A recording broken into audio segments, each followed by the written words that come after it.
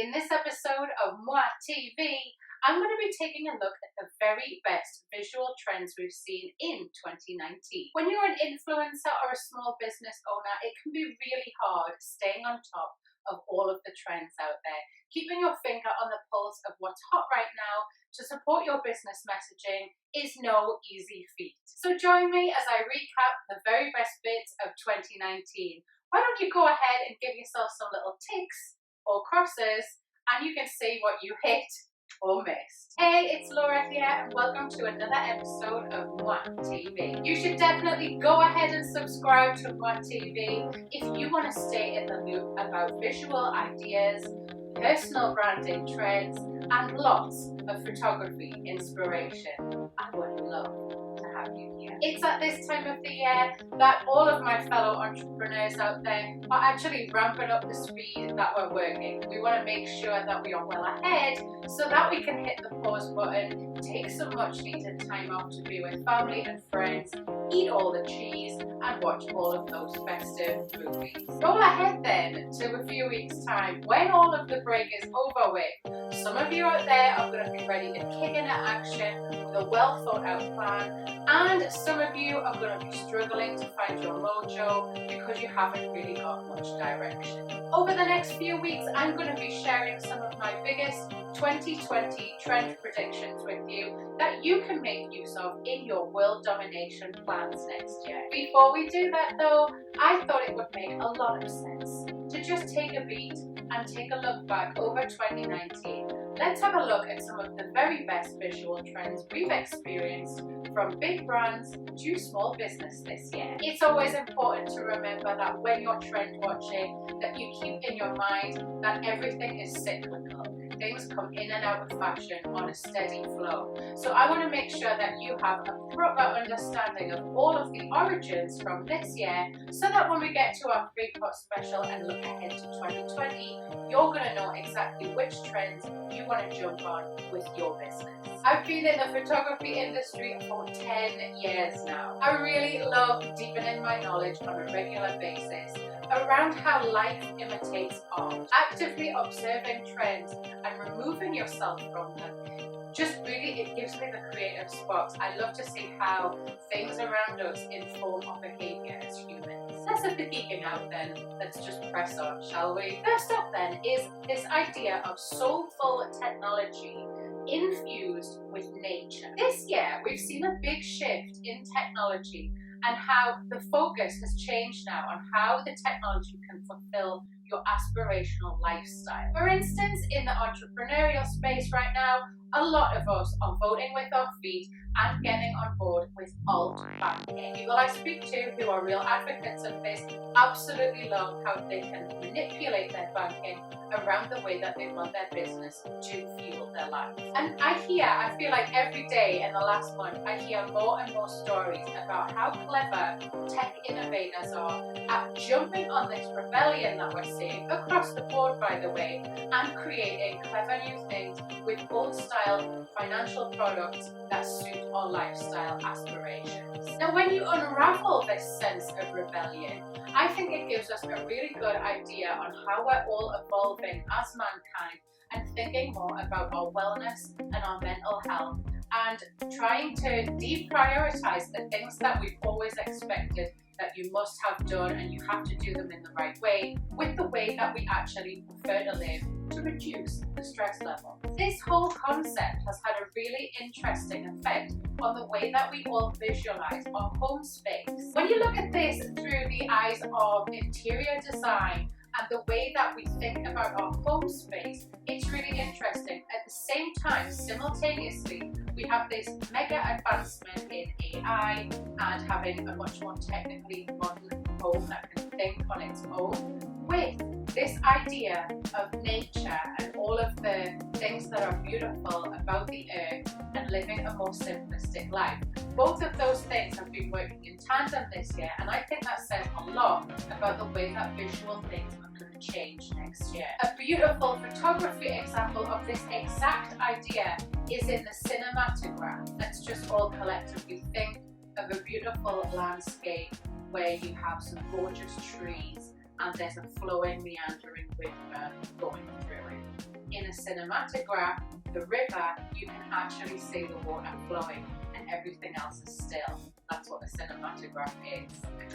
Thinking then about the nature side of things, we've seen a lot of makers and creators really jumping on board with using natural materials and natural resources in the things that they create. We've got to a point now where we fully expect that our favourite Etsy jewellery designer who works with those crystals that you love that can balance out your chi and energy levels will also be completely up to date with accepting lots of different forms of new payment from you to make the entire experience a lot more modern and enjoyable. You've seen this as well on your Instagram feed. You will have seen a lot more use of beautiful dramatic stock of landscape photography that has lots of layers and lots of detail in it, and a lot of trend predictors in the visual space are saying that this marks the official end to the trends in minimalism that we've all been experiencing over the last 5 years or so. If you want to make sure that you don't miss out my 2020 Trend Predictions collection, you should definitely click on the link below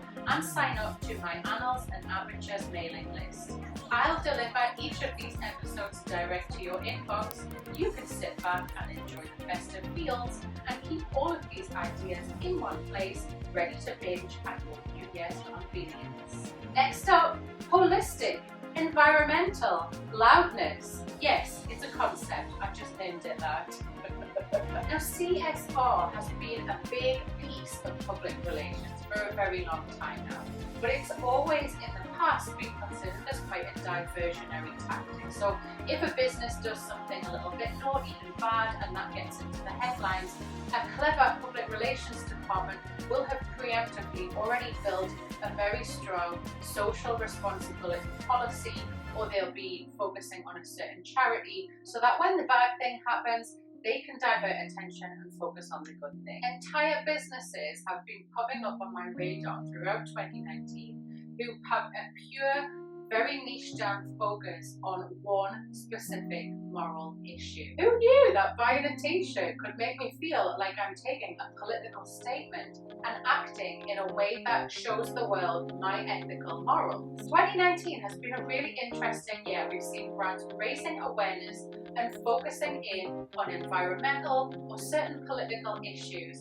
as a part of what it is that their business delivers. I don't think this trend is going to go anywhere next year. Leading on nicely then to my next trend, which is personally authentic brand roots. Authentically standing up as a business to represent a certain cause, charity, or political message is not just part of the brand values task or the CSR campaign that I told you about just before. When paired well with business marketing, sometimes in a bit of a humorous way, we have seen businesses grow dramatically.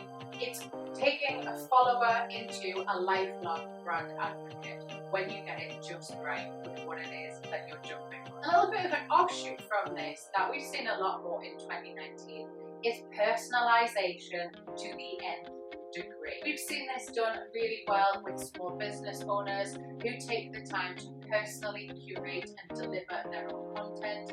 This can be done through an Instagram story poll where you vote whether you do want to see the vlog or you don't, and then that takes you into a really well thought out funnel so that by the time you've consumed a little bit more content, you are ready to buy from that small business.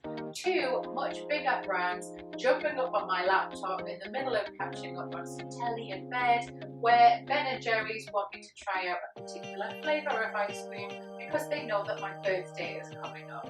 Personalisation that initially freaked me out, but now I have completely taken it on board and it feels like it's a normal daily occurrence in my life. If you've used one of the trends that I'm talking about today on this episode, I would love it if you share with me in the comments whether you saw that this was a real success for your business or if it totally flopped. My next trend is a celebration of creative democracy. In 2019, we've seen the impact of social media being used by the older generation of our society. We have seen brands jump on this by making sure that their models are even more diverse through different ages, sizes, ethnicity, and it's created a much more democratic view of promoting things and selling stuff so that we feel like we all belong a lot more. Look out for this year's M&S Christmas advert, which does this in such a beautiful, fun and celebratory way.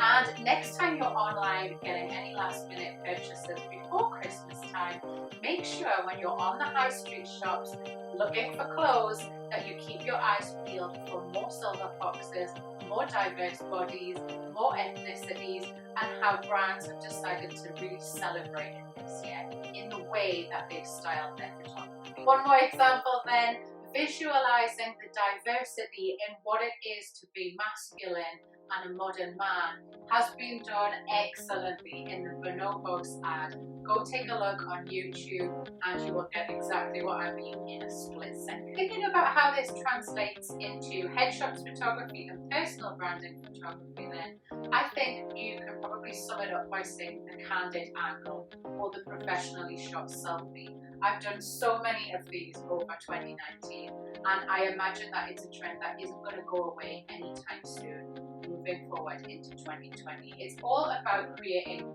more of a democracy about the way that we create so that everyone feels like they are part of the celebration. Moving into something a bit more emotional then, this trend is called disruptive emotional expression. The idea of provoking intense emotion has become a real powerful trend within marketing and then within the visuals around marketing this year. I've actually done this myself where I've been telling you to zag on everyone else's zig when you're thinking about how to create branded headshots or personal branding photography for you in your business. You can go and take a look at the Dream Crazier ad by Nike, which I absolutely love. I think I started crying like a couple of seconds in. It's such an intense barrage of female emotions that when paired with the Nike slogan of just do it, I was ready to literally get up and run to the shop and buy some new trainers.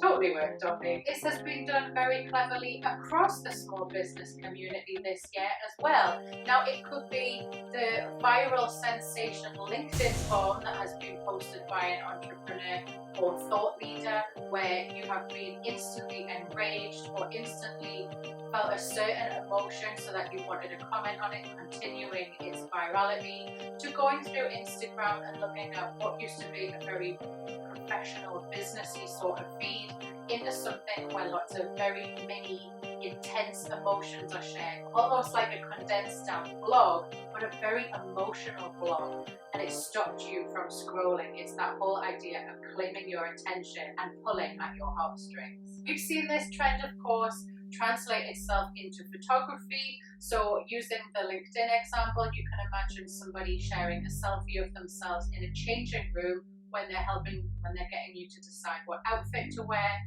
to the no makeup selfie that hasn't been posed out and it's quite a blunt expression next to that very emotional mini blog post that ended up going viral. In photography, of course, we would refer to this style as documentage or potentially archival photography, where you used to have this whole group of photographers who were out there purely to document life. We're now seeing business owners who are trying to manipulate the success of their brand jumping onto this and using it as a trend without potentially realizing what they're doing. It's a really interesting impact, I think, on the history of photography, but we're not going to be able to look at that until 25, 30 years time. In more polished photography, you've seen an increase in popularity again around HDR, so having a high dynamic range, but using a high dynamic range on quite a depressing landscape, so that sense of post-apocalypticness, but in a visual. So that's clashed together, and that's been a clear photography response to this initial movement. Now before you go anywhere, don't forget to subscribe. Mwah.